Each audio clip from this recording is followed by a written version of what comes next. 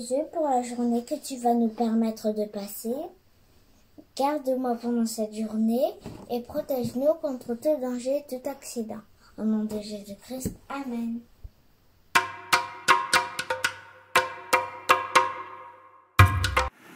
Bonjour les amis. Quelquefois, tout se passe bien autour de nous. Le temps est beau. On va au parc. On se voit avec les amis. On peut faire la fête. On saute. On gambade ensemble. On se prend dans la main. On joue. On va au toboggan. On roule ensemble. On est content. Mais, quelquefois aussi, tout est sombre autour de nous. On ne se sent pas bien. On ne peut pas faire la fête. On est seul. Et ça nous fait peur.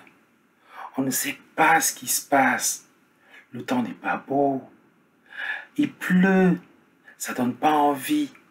Eh bien, tenez d'ailleurs, depuis quelques mois maintenant, le monde est menacé par une maladie, le corona. À cause du corona, on ne peut plus sortir. On ne peut plus se voir. On ne peut plus faire la fête. On ne peut plus se réunir. Et même à l'école, on met des masques. On mange seul. On reste à distance les uns des autres. Les anniversaires, on ne les célèbre plus. Des personnes ont pourtant cherché. Et ils ont sorti des vaccins. En ce moment, on vaccine beaucoup de personnes. Et pourtant, la maladie est toujours là. Le corona continue de faire peur. On est toujours enfermé. On a le couvre-feu. On ne sort plus de chez nous à partir d'une certaine heure. On a toujours peur. Les gens sont toujours malades. Il y a beaucoup de personnes à l'hôpital. Et puis en ce moment-là, on se demande, mais qui est donc celui-là qui va nous redonner le beau temps? Qui est donc celui-là qui maîtrise le temps, qui maîtrise toutes choses et qui va nous redonner la joie? Qui est celui-là qui, dans notre échec, va nous redonner le sourire? Qui est celui-là, quand on sera malade, va pouvoir nous guérir? On a envie de savoir qui est celui-là. C'est la question qu'on se pose aujourd'hui pour notre leçon.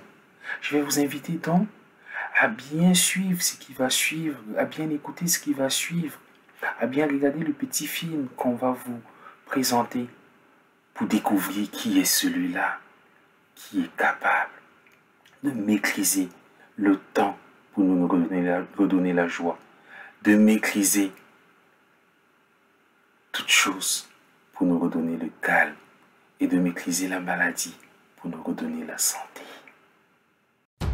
C'est ainsi que tout fidèle peut te prier au moment convenable. Si de grandes eaux débordent, elles ne l'atteindront pas. Psaume chapitre 32, verset 6.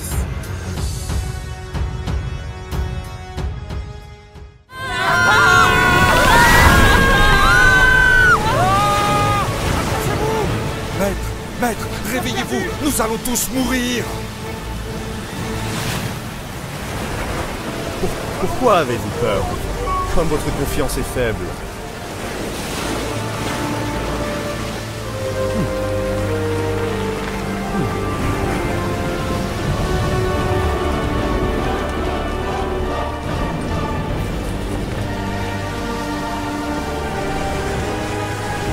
Je te réprime!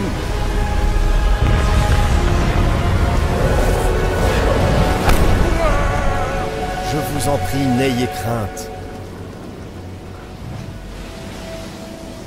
La pluie s'est arrêtée.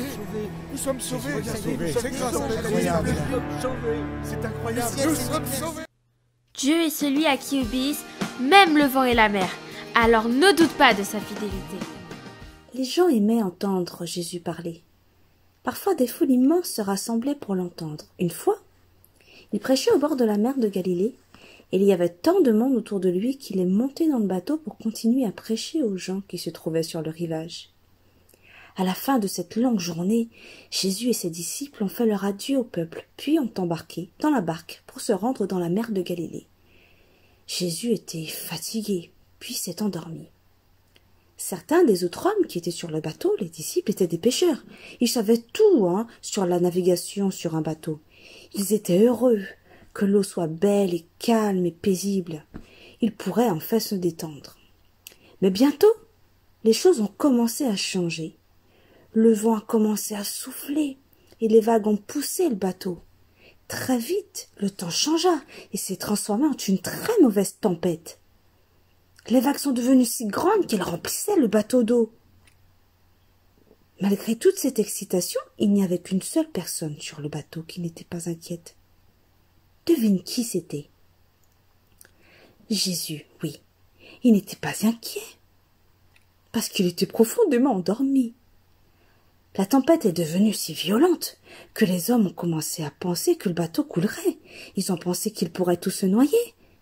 Ils avaient très très peur. Ils ont réveillé Jésus et lui ont dit qu'ils allaient se noyer. Jésus a vu la tempête, mais lui n'a pas eu peur du tout. Il a regardé les vagues et l'eau et a dit « Calmez-vous, soyez immobiles. » Et devinez quoi? La tempête s'est arrêtée. L'eau est devenue calme et le vent a cessé de souffler. Imaginez-vous, les disciples étaient vraiment émerveillés. Ils savaient que Jésus était très spécial. Jésus était donc le seul à pouvoir faire obéir même une tempête.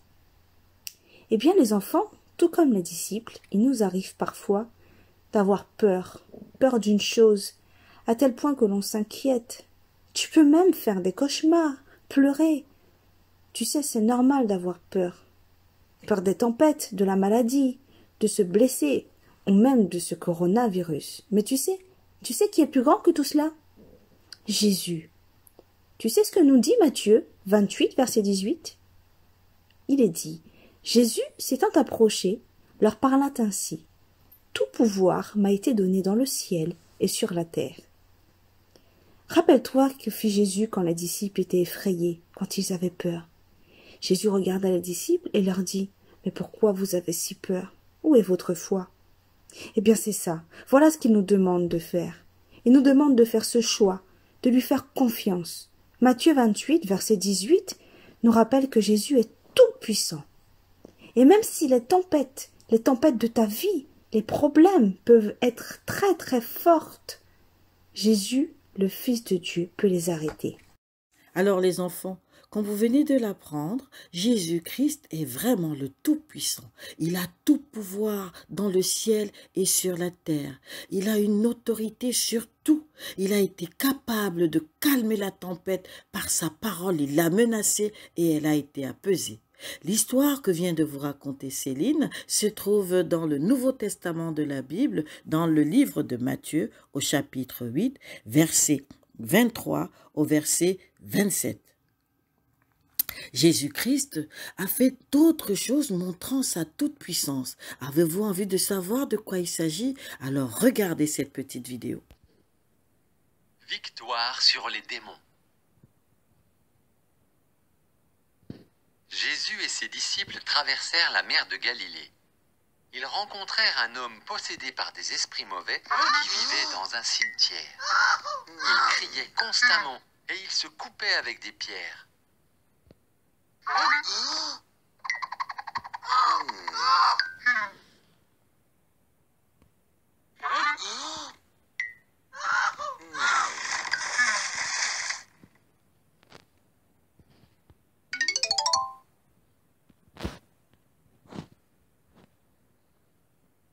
L'homme possédé dit: Mon nom est Légion.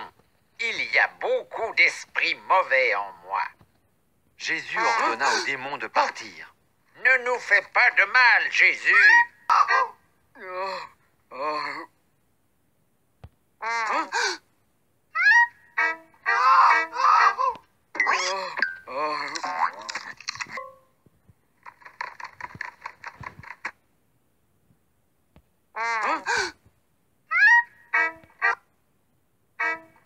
Jésus répondit: Sortez de cet homme, c'est un ordre. Les démons avaient peur. Il y avait tout près de là un grand troupeau de cochons. Envoie-nous dans les cochons.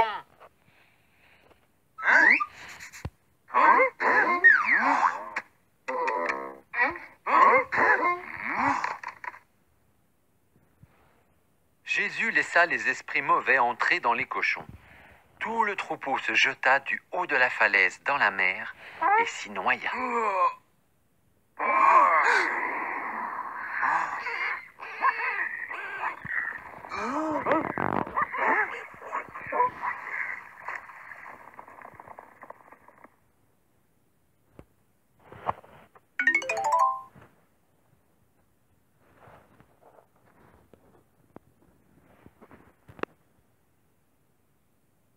Les gens qui gardaient les cochons dirent à toute la ville ce qui s'était passé.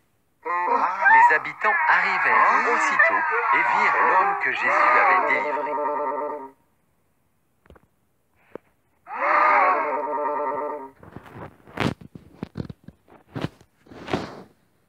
Effrayés, ils supplièrent Jésus de s'en aller. L'homme voulait suivre Jésus, mais Jésus lui répondit « Reste ici et raconte ce que j'ai fait pour toi. » Il le fit et tout le monde était impressionné.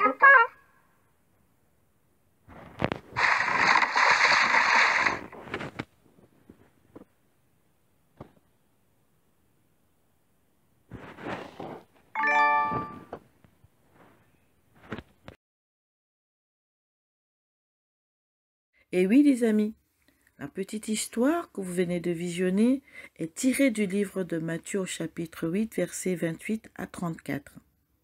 Elle nous parle de Jésus comme étant le Fils de Dieu, le Tout-Puissant qui a la pleine autorité même sur les démons.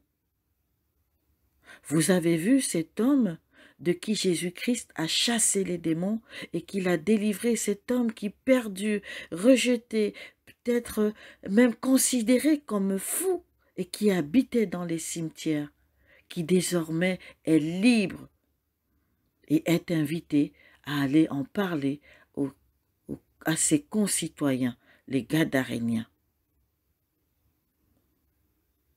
Et ces personnes, ces habitants ont été saisis d'une grande crainte.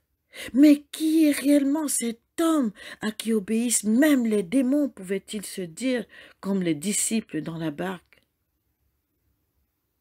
Mais au lieu de reconnaître Jésus comme étant le Seigneur, celui qui a été envoyé, le grand et puissant, et de l'adorer pour ce qui venait de se passer, parce qu'il avait guéri et délivré quelqu'un qui habitait qu'un de leurs concitoyens.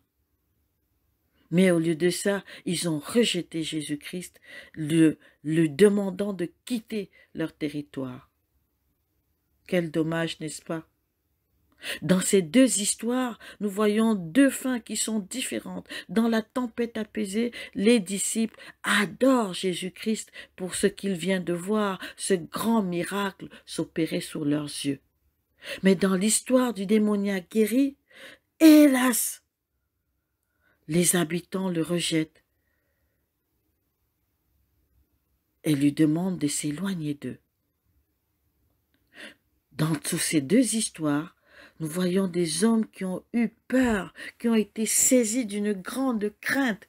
Cela peut nous arriver à chacun d'entre nous aussi. Peut-être que tu traverses une période difficile. Peut-être qu'il t'est déjà arrivé de rencontrer des problèmes dans ta vie. Pour toi qui as accepté le Seigneur Jésus-Christ dans ton cœur, rappelle-toi qu'il est véritablement le Tout-Puissant et qu'il est capable de te protéger dans toutes les circonstances de ta vie comme il a promis. Tu peux simplement lui faire confiance, prier pour lui demander de te venir en aide et il le fera assurément. Et pour toi qui ne le connais pas, tu peux simplement croire en Jésus-Christ et l'inviter à venir dans ton cœur, lui demandant pardon pour tes péchés. Alors tu bénéficieras aussi de la merveilleuse autorité de Jésus-Christ et de sa toute puissance pour te protéger et te garder de tout mal. Écoute très bien le verset qui suit, parce que tu pourras t'en souvenir dans toutes les circonstances de ta vie, quelles qu'elles soient. Matthieu 28, verset 18. Jésus dit: « Tout pouvoir m'a été donné dans le ciel et sur la terre. » Matthieu 28, verset 18.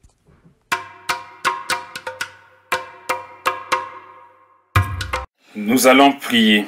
Seigneur notre Dieu, Tu es le plus grand et le plus fort. si nous sommes faibles, Toi, tu es le plus fort. si nous avons peur, Toi, tu viens à notre secours. si tout s'agite autour de nous, Toi, tu nous calmes. parce que Tu es le plus grand et le plus fort. même le vent et la tempête obéissent, car Tu es le plus grand et le plus fort. nous ne voulons plus jamais oublier que, Tu es le plus grand et le plus fort. en toutes circonstances, Tu es le plus grand et le plus fort. donne-nous de savoir crier à toi avec foi et garder silence. Amen.